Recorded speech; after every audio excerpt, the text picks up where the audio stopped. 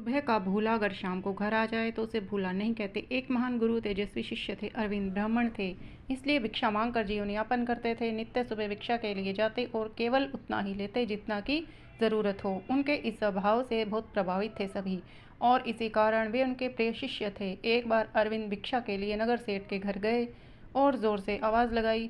भवती भिक्षाम देही है सुनकर सुंदर सुंदर कन्या बाहर आ गई, जिसने अरविंद को भिक्षा दी। उसकी सुंदरता देख अरविंद चकित रह गया।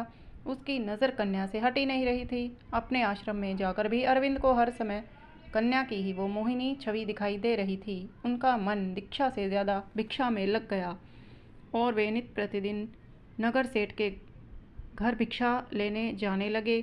अरविंद भी एक सुडौल शरीर के तेजस्वी थे। कन्या के मन को भी अरविंद भाने लगा। एक दिन कन्या सब छोड़ अरविंद के साथ चली गई। दोनों प्रेम के मोह में जीने लगे। अरविंद के पास जो भी था वो सब खत्म हो गया। उनके इस व्यवहार के कारण उनकी छवि भी खराब हुई और सभी अरविंद से दूर हो गए, जिसका आभास तक अरविंद को नहीं था और वो बस मोहिनी के प्रेम में पड़े हुए थे। जीवन यापन मुश्किल हो गया। तब कन्या ने अरविंद से कहा कि वो नगर के राजा के पास जाकर 100 दिनार भिक्षा में ले आए, जिससे उनका गुरुकुल चल निकलेगा।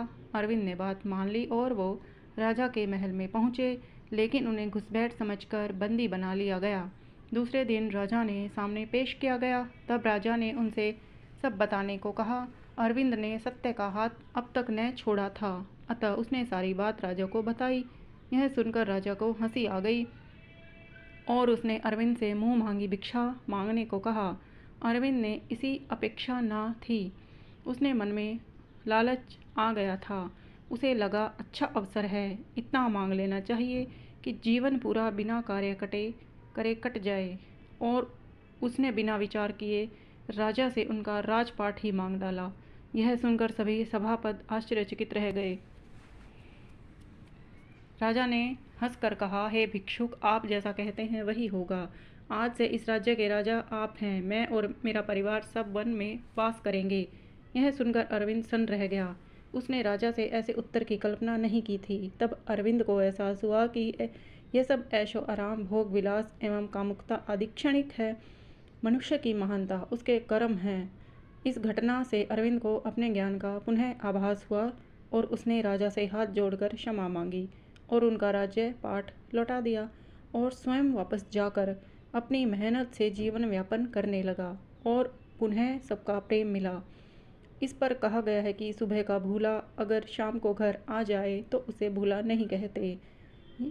यह कहानी इस कहावत को चरितार्थ करती है। आज के समय में मनुष्य कामुकता के पीछे इस कदर भाग रहा है कि उसे अच्छे बुरे मान सम्मान तक का भान नहीं रह गया है और अगर समय रहते इसका उपाय न किया जाए तो उस मनुष्य का पतन निश्चित है।